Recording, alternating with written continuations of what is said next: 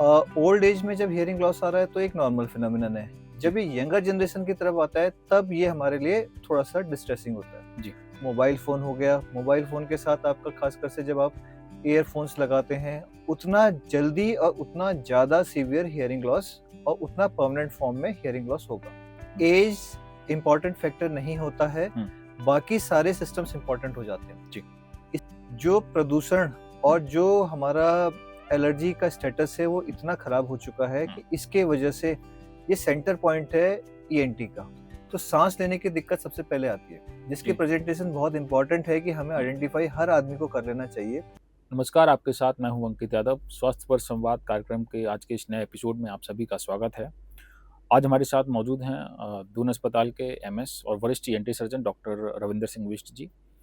Doctor साहब के बारे में और बता दूं कि आप अपर निदेशक भी हैं चिकित्सा शिक्षा विभाग के। डॉक्टर साहब, आपका पहले तो बहुत स्वागत है। धन्यवाद। डॉक्टर साहब से आज बातचीत करेंगे नाक, कान और गले की। आपका सबसे महत्वपूर्ण हिस्सा जो शरीर का होता है, कान, जिससे हम दुनिया को सुनते हैं और अच्छी बुरी बात को सुनते हैं। सीधे चर्चा सवालों से शुरू करेंगे। सर, पहला सवाल तो ये है कि एक अधिक उम्र के इंसान में अगर हम हियर लॉस के मामले देखते हैं या उसको कम सुनाई देता है तो ये बहुत सामान्य सी स्थिति है। लेकिन आज जब हम कम उम्र के बच्चों में, चाहे टीनेजर्स ले लें या 20 साल से 30 साल के लोगों में हम इस तरह के जब मामले देखते हैं तो कहीं न कहीं ये चिंताजनक हैं। इसके पीछे के रूट कॉज़ आप क्या मानते हैं बतौर विशेषज्ञ? देखिए, जो हियरिंग हमारे मेन सेंसेस में से एक माना जाता है। अब हियरिंग लॉस जब हम बात करते हैं, सुनाई देने में दिक्कत 2 तरीके से हो जाती है। या तो नसों की कमज़ोरी हो रही है, जी। जैसे कि आपने बताया था कि ओल्ड एज के लोगों को हियरिंग लॉस होता है, ये एक नॉर्मल प्रोसेस है। जी। जैसे-जैसे हमारा शरीर वृद्ध होगा, जी। हमारे नसें कमज़ोर होती जाएँगी और हियरिंग लॉस होगा। जी। Eventually it is a normal phenomenon होता रहेगा। हुँ। और दूसरा एक होता है जब हमारे कान के पर्दे फूटते हैं, जिसे हम conductive type of hmm. Hearing loss होता है, उसके वजह से हियरिंग लॉस आता है। जी। ओल्ड एज में जब हियरिंग लॉस आ रहा है तो एक नॉर्मल फिनोमिनन है। जी। जब ये यंगर जनरेशन की तरफ आता है तब ये हमारे लिए थोड़ा-सा डिस्ट्रेसिंग होता है। जी। तो जब हम इन्हें देखते हैं तो आज के परिप्रेक्ष्य में कुछ चीज़ें इम्पोर्टेंट हो जाती हैं। पहला, जिस तरीके से हम सब देख रहे हैं कि हमारा देश डायबिटिक कैपिटल बनता जा रहा है, हुँ। डायबिटीज़ बढ़ती जा रही है, हाइपरटेंशन बढ़ रहा है। हुँ। ये 2 बीमारियाँ अर्ली एज ग्रुप में हमारे हियरिंग लॉस को, नसों की कमज़ोरी वालों को प्रेसिपिटेट करने के लिए बहुत इम्पोर्टेंट फैक्टर हो जाता है। जी। इसके साथ-साथ नॉइज़ पॉल्यूशन है। नॉइज़ पॉल्यूशन में जो कॉमनेस्ट है वो आपका मोबाइल फ़ोन हो गया। मोबाइल फ़ोन के साथ आपका ख़ासकर से जब आप ईयरफ़ोन्स लगाते हैं और हुँ। लाउड मोय नॉइज़ हमारे पास आती है तो आपको हियरिंग लॉस बढ़ता है। जी। ये एक फिज़िक्स का डायरेक्ट रिलेशन है। हुँ। जितना ज़्यादा इंटेंसिटी साउंड की होगी हुँ। और जितने ज़्यादा ड्यूरेशन तक आप कान में लगा के रखेंगे, हुँ। उतना जल्दी और उतना ज़्यादा सीवियर हियरिंग लॉस और उतना परमानेंट फ़ॉर्म में हियरिंग लॉस होगा। जी। जानने वाली बात ये है कि जो हियरिंग लॉस होता है इस तरीके से, वो परमानेंट होता है। हुँ। वो दवाइयों से या किसी और इलाज से फिर ठीक नहीं होता, फिर हुँ। उसमें आपको हियरिंग एड ही लगाना पड़ेगा। बिल्कुल। अब इसमें दूसरा जो पार्ट आ जाता है, जो कान के पर्दे में छेद होने की वजह से हियरिंग लॉस हो रहा है, हुँ। अगर वो अर्ली आइडेंटिफ़ाई हो जाता है, हुँ। तो हम उसका ऑपरेशन करके ट्रीट करके उसको ठीक करते हैं और वो हियरिंग लॉस हुँ। हमारा ठीक होने वाले हियरिंग लॉसेस में गिना जाता है। बिल्कुल। आपने बहुत अच्छी बात बताई कि आजकल जिस तरीके से हर आयु वर्ग के लोग ईयरफ़ोन्स का इस्तेमाल बहुत ज़्यादा कर रहे हैं। हम हुँ, इसमें नई जनरेशन को शामिल नहीं करेंगे। आप बुजुर्गों को भी देखेंगे कि वो हुँ, जिस तरीके से ट्रेन्स में देखो, मेट्रोज़ में देखो, हुँ। ऑटो रिक्शा में देखो, आपको दिख जाएँगे कि वो ईयरफ़ोन्स का इस्तेमाल करते हुए। कहीं न कहीं एक बड़ा कारण बन रही है। तो क्या एज ग्रुप मैटर करता है कि ईयर लॉस कितना होगा? नहीं, जी। हुँ। ऐज इम्पोर्टेंट फैक्टर नहीं होता है, हुँ। बाकी सारे सिस्टम्स इम्पोर्टेंट हो जाते हैं। जी। इसके साथ-साथ एसोसिएटेड डिसऑर्डर आपके पास क्या है? हुँ। सपोज़ आपके पास आपको डायबिटीज़ है, हुँ। आपको हाइपरटेंशन है या और कोई डिसऑर्डर है या जेनेटिक मेकअप आपका खराब है, जी। तो आप ज़्यादा प्रिडिस्पोज़ हो जाते हैं जनरल पॉपुलेशन के कंपैरिज़न में। देखिए, ओके। ओल्ड एज में तो कमज़ोर हो ही रहे हैं, हाँ। बट जैसे ही आप इनको यूज़ करेंगे, हुँ। तो आपका प्रोसेस है जो ये सेनाइल चेंजेज़ का हम कहते हैं, हुँ। ये एक्सेलरेट हो जाता है। हुँ। मतलब और ज़्यादा तेज़ी से ये आपका हियरिंग लॉस की तरफ जाएगा। बिल्कुल। अ, आप अगर बात करते हैं कि एलर्जिक समस्याओं की, आज जिस तरीके से बहुत प्रदूषण हम देखते हैं कि बहुत हुँ, ज़्यादा पॉल्यूशन है, देहरादून जैसे शहर में हुँ, काफ़ी पॉल्यूशन देखने को मिलता है। ऐसे में कई तरह के संक्रमण पैदा होते हैं जो नाक से शुरू होकर गले तक फिर कान तक पहुँच जाते हैं। ये कितना खतरनाक साबित हो सकता है आने वाले समय में और आज इसकी क्या स्थिति है? आज अगर मैं किसी भी प्लेटफ़ॉर्म में जाता हूँ, तो मैं इस बात को हमेशा उठाता हूँ हुँ, कि जो प्रदूषण और जो हमारा एलर्जी का स्टेटस है, वो इतना ख़राब हो चुका है हुँ, कि इसके वजह से ये सेंटर पॉइंट है ईएनटी का। जी, नाक का इन्फेक्शन इससे स्टार्ट होता है, हुँ, इसके बाद ये गले में भी जाता है और कान में भी जाता है। हुँ, तो सारे परेशानियों का जो इन्फेक्टिव है, उसका जड़ यही हुँ, एक एलर्जी निकल के आता है। हुँ, देहरादून के लिए ये इस परिप्रेक्ष्य में भी इम्पोर्टेंट हो जाता है कि इट इज़ अ वैली। हुँ, एक कप सा शेप की एक वैली है, तो इसमें सेडिमेंट होने के एक टेंडेंसी होती है कि बिल्कुल, पोलन यहीं बिल्कुल, पे इकट्ठा बिल्कुल, होंगे। बिल्कुल। साथ में over a period of year हमने देखा कि यहाँ पे पॉल्यूशन इतना ज़्यादा बढ़ चुका है। हुँ, तो ये सब मिलके एक एलर्जिक रिएक्शन को प्रेसिपिटेट करते हैं। हुँ, ये सीज़न ख़ासकर से जबकि बौर आ रही होती है, हवा में नमी कम है, हुँ, हवा इतना कम बह रही है, हुँ, तो इकट्ठा होने के चांसेस सारे पोलेन्स के, डस्ट पार्टिकल्स के बहुत बढ़ जाते हैं, जिसके वजह से एलर्जी होगी। हुँ, एलर्जी की वजह से जो सेकंड स्टेज में जी, सूजन आती है नाक में, सूजन के बाद तीसरे स्टेज में इन्फेक्शन आएगा। जी, जी, इन्फेक्शन आएगा, वो कान में जाएगा तो कान पकेगा। जी, फिर वो पहली वाली बात पे हम आ जाते हैं कि कान पका तो पर्दा में छेद हुआ। बिल्कुल, और जी, वहाँ से हियरिंग लॉस की तरफ गए। जी। जैसे हम पहाड़ी राज्य हैं, उत्तराखंड का बड़ा हिस्सा पहाड़ है जिसमें बड़ी संख्या में लोग रहते हैं, जो बड़ी आबादी है वो पहाड़ में रहती है। ऐसे में जब हम भी जब प्लेन से पहाड़ की तरफ जाते हैं तो आपने महसूस किया होगा कि आपके कान बंद होने लगते हैं। कई तरह की दिक्कतें आप फेस करते हैं वहाँ जाके। हुँ। तो इसके पीछे के क्या कुछ कारण होते हैं और इसका असर लॉन्ग टर्म में कितना पड़ सकता है? क्योंकि अगर हम वहाँ के लिए हैबिचुअल नहीं है, हम प्लेन से वहाँ पे जाते हैं या बड़ी संख्या में पर्यटक भी वहाँ पे जाते हैं, तो उनके लिए किस तरह की परेशानी पैदा हो सकती है? देखिए, हुँ, पहला तो ये है, ये एक नॉर्मल फिनोमेनन होता है। जी। जब भी हम एल्टीट्यूड ग्रेजुअली असेंड करते हैं, हुँ, ऊपर की तरफ चढ़ते हैं, हुँ, तो एक स्टेज में हर आदमी को साँस से रिलेटेड, साँस लेने से रिलेटेड प्रॉब्लम होगी ही होगी, ये जी, तयशुदा बात है। जी, जी, ये आदमी के मेकअप के ऊपर और वो कितना एक्लिमेटाइज़ है, जी, उसके ऊपर डिपेंड करता है कि वो बिल्कुल, कितनी एल्टीट्यूड में जाके उसको दिक्कत शुरू होगी। बिल्कुल।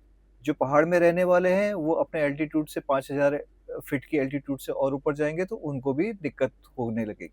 जी, जो सामान्य आदमी, सपोज़ मैं कहूँ कि देहरादून का आदमी पहाड़ चढ़ता है, उसको क्या-क्या दिक्कत हो सकती है? हुँ, देखिए, पहली चीज़ तो जैसे-जैसे हम पहाड़ की तरफ चढ़ते हैं, जो एयर है, वो थिन होती चली जाती है। हुँ, तो साँस लेने की दिक्कत सबसे पहले आती है, जिसकी जी, प्रेज़ेंटेशन बहुत इम्पोर्टेंट है कि हमें हुँ, आइडेंटिफ़ाई हर आदमी को कर लेना चाहिए। हुँ, चक्कर आना, सर हुँ, दर्द होना, तेज़ सर दर्द होना, हुँ, साँस लेने में दिक्कत होना, हुँ, चलने में साँस फूलना, ये कुछ इम्पोर्टेंट चीज़ें हो जाती है। बिल्कुल। इनको कभी भी नज़रअंदाज नहीं करना चाहिए जब भी आदमी, कोई भी पर्यटक पहाड़ चढ़ रहा है। जी, सर दर्द ख़ासकर से, अगर जी, आपको सर दर्द हो रहा है, साँस लेने में दिक्कत हो रही है या हुँ, चक्कर आ रहा है, जी, तो कृपया करके इसका समय रहते इलाज करें, नहीं तो ये दिक्कत हो जाती है वहाँ। जी। आपने बहुत इम्पोर्टेंट बात बताई है हमारे दर्शकों को। कई सारे पर्यटक भी होते हैं जो हुँ, घूमने जाते हैं, उनके लिए बात काफ़ी मुफ़ीद साबित होगी। अब चर्चा के अगले दौर में बढ़ते हैं, क्योंकि डॉक्टर बिष्ट प्रशासनिक ज़िम्मेदारी भी सँभाल रहे हैं। उससे जुड़े कुछ सवाल हम इनसे पूछेंगे। आज जिस तरीके से उत्तराखंड में 5 मेडिकल कॉलेज फ़ंक्शनल हैं, कई मेडिकल कॉलेज ऐसे हैं जिसमें सुपर स्पेशलिटी की सेवाएँ शुरू हो गई हैं। कई मायनों में ख़ास हैं, जब पहाड़ से मरीज़ गाँव से आता है, तो वो उम्मीद भी करता है कि जो हम मेडिकल कॉलेजेस में जाके उसको हर बीमारी का इलाज मिल जाएगा, कितनी भी गंभीर बीमारी हो, उसको दूसरे राज्य में नहीं जाना पड़ेगा। आज कहीं न कहीं ऐसा हो भी रहा है। तो ये बताइए कि कौन-कौन से ऐसे मेडिकल कॉलेज हैं, जिनमें सुपर स्पेशलिटी की जो सेवाएँ हैं, पूर्ण रूप से शुरू हो गई हैं, या क्या नाम उसमें हर तरह की सुविधाएँ वो अवेल कर सकते हो? देखिए, इससे पहले मैं कुछ चीज़ें बताना हुँ, चाहूँगा कि इस वक़्त हमारे पास 5 मेडिकल कॉलेज हमारे उत्तराखंड में फ़ंक्शनल हो चुके हैं जी, सरकारी में, जी, और 2 मेडिकल कॉलेज रुद्रपुर और पिथौरागढ़ इस साल से हमारे यहाँ संचालित हो जाएँगे। हुँ, जो 5 मेडिकल कॉलेज हैं, इसमें जो स्पेशलिस्ट लेवल की सारी सुविधाएँ अवेलेबल है। हुँ, चाहे आप उसमें एमआरआई बोलेंगे, सीटी स्कैन हुँ, बोलेंगे, डायलिसिस बोलेंगे, ओके, या ट्रॉमा से रिलेटेड है या बर्न से रिलेटेड है, वो सारी हुँ, सुविधाएँ उपलब्ध हैं। बिल्कुल। अब हम सुपर स्पेशलाइजेशन की तरफ जाते हैं, तो हमारे 3 मेडिकल कॉलेज हैं जो कि अभी तक फंक्शनल हो चुके हैं इन हुँ, सेवाओं के साथ। जी। पहला जो हमने शुरू किया था वो श्रीनगर मेडिकल कॉलेज किया था, हुँ, उसके बाद हमारा देहरादून और हल्द्वानी मेडिकल जी, कॉलेज। जी। नेक्स्ट फेज़ में हमारा अब अल्मोड़ा मेडिकल कॉलेज में सुपर स्पेशलिस्ट की सेवाएँ को स्टार्ट करने की हुँ, अभी प्रक्रिया गतिमान है। जी। मैं बताना चाहूँगा कि इसी उसमें दून मेडिकल कॉलेज में कैथ लैब लग चुकी थी हुँ, काफ़ी पहले, हुँ, अच्छा काम हो रहा है। हुँ, श्रीनगर में भी लग चुकी है, वो भी हुँ, फंक्शनल हो चुकी है और हल्द्वानी मेडिकल कॉलेज में भी फंक्शनल हो चुकी है। जी। और सुपर स्पेशलिटी सेवाओं में क्या-क्या आता है? कौन-कौन से डिपार्टमेंट्स हैं जो उसमें शामिल होते हैं? देखिए, हुँ, डिपार्टमेंट तो उसमें बहुत सारे हैं, हुँ, पर जो हमारे लिए ज़रूरी है पहाड़ के हिसाब से वो 3 या 4 डिपार्टमेंट सबसे इम्पोर्टेंट होते हैं, हुँ, जिनको हम फ़ोकस कर रहे हैं। बिल्कुल। कार्डियोलॉजी सबसे इम्पोर्टेंट डिपार्टमेंट होता है, हुँ, पहाड़ में हृदय संबंधी बीमारियाँ काफ़ी ज़्यादा है, तो हुँ, हमारा उसका फ़ोकस है। इसी के तहत हुँ, 3 कैथ लैब हम लगा चुके हैं, चौथा अल्मोड़ा मेडिकल कॉलेज में जल्दी आने वाली है। दूसरा, रोड ट्रैफिक एक्सीडेंट के केसेज़ हमारे पहाड़ों में काफ़ी हुँ, ज़्यादा होते हैं, जी, जी। जिसको निपटने के लिए हमारे न्यूरो सर्जरी डिपार्टमेंट की ज़रूरत होती है। हुँ, हल्द्वानी और दून में स्टार्ट हो चुका है, श्रीनगर में भी स्टार्ट हो चुका है, अब जी, हम अल्मोड़ा की तरफ जा रहे हैं कि अल्मोड़ा में भी हम जाएँगे। जी, इसके अलावा पहाड़ में पानी हार्ड वाटर जिसे हम कहते हैं जिसमें कि कैल्शियम ज़्यादा होने की हाँ, वजह से स्टोन की स्थिति आती है। बिल्कुल। इसलिए हम यूरोलॉजी भी और यूरो सर्जरी ये डिपार्टमेंट हमारे लिए इम्पोर्टेंट हो जाते हैं। जी, ये भी इसमें ऐड ऑन है हमारे पास। जी। एक अंतिम सवाल और बहुत इम्पोर्टेंट सवाल। डॉक्टर साहब के पास दून मेडिकल कॉलेज की बहुत अहम ज़िम्मेदारी है, आप एमएस हैं वहाँ के। चर्चाओं में रहता है, अगर देहरादून के परिप्रेक्ष्य में बात करें तो कई तरह की चीज़ें वहाँ जो है, जो होती हैं, जो चर्चाओं में आ जाता है अक्सर। आपको ज़िम्मेदारी सँभाले हुए मुझे लगता है कि 1 वर्ष पूरा होने हुँ, वाला होगा। हुँ। तो आज किस तरीके से वहाँ पे सुविधाओं में विस्तार हुआ है? पिछले अगर हम 4-5 वर्षों की तुलना में बात करें आज, तो कितना जो है आपने इसको स्टेबल किया है? चाहे वो मरीज़ के लिहाज से हो या पहाड़ से आने वाले, क्योंकि पहाड़ के लोग ज़्यादातर यहाँ पे आते हैं। जी। देखिए, विद टाइम हेल्थ फैसिलिटीज़ हमारी काफ़ी अच्छी डेवलप हो रही हुँ, है। जी। पहला जो हमने अभी बात की थी सुपर स्पेशलिटी की, हुँ, ये सबसे पहला हमारा सबसे बड़ा अचीवमेंट था हुँ, कि हम यहाँ पे कार्डियोलॉजी यूनिट एस्टेब्लिश कर पाए, हुँ। पहली चीज़। जी, जी। और मैं बताना चाहूँगा कि हमारे दून मेडिकल कॉलेज में अभी तक लगभग 2500 एंजियोप्लास्टी हुँ, और करीब 10,000 एंजियोग्राफ़ीज़ हो चुकी हैं। हुँ, तो करीब 2500 जो बहुत ही सीरियस मरीज़ थे, उनको जीवन दान मिला यहाँ पे। हुँ, इसके साथ-साथ न्यूरो सर्जरी डिपार्टमेंट हमारा अच्छा एस्टेब्लिश हुआ जी, पिछले 2 सालों में। पहले हमारे पास 1 न्यूरो सर्जन थे, फिर जी, औरों को जुड़े, वो डिपार्टमेंट एस्टेब्लिश हुआ। यूरोलॉजी डिपार्टमेंट हमारा काफ़ी अच्छा एस्टेब्लिश हो चुका है। जी। रेगुलर यूरो सर्जरी डिपार्टमेंट चल रहा है हुँ, और बहुत जल्द ही हम किडनी ट्रांसप्लांट यूनिट के साथ दून मेडिकल कॉलेज में आने वाले हैं। इसके अलावा और जो मूलभूत सुविधाएँ हैं, वो काफ़ी उनका विस्तार हुआ। पहले हमारे पास फैकल्टी की कमी होती थी, हाँ, नर्सिंग स्टाफ की कमी बिल्कुल, बिल्कुल। होती थी। इवेंचुअली आज की तारीख में हमारे पे नर्सिंग स्टाफ की ज़ीरो पेंडेंसी बची हुई है या हुँ, ज़ीरो वैकेंसी बची है। हुँ, हमारे पास शुरू में वार्ड बॉयज़ की कमी हुआ करती थी, आज की तारीख में वो पार्ट भी हमारा कवर हो चुका है। जी। वार्ड बॉय, फार्मासिस्ट, टेक्नीशियंस, हुँ, फैकल्टी वालों के ऊपर हमारे पर काम चल रहा है। ज़्यादातर डिपार्टमेंट में हमारे अच्छा फैकल्टी इनपुट है, हुँ, डिपार्टमेंट्स अच्छा काम कर रहे हैं। हुँ, हमारी ओपीडी रोज़ एक नया रिकॉर्ड बनाती है। हुँ, बिल्कुल, अगर हम पिछले साल की उसी दिन की ओपीडी देखें, तो वो हमारी पिछले साल से एक ज़्यादा ही नहीं मिलेगी, कम कभी नहीं मिलती। बिल्कुल।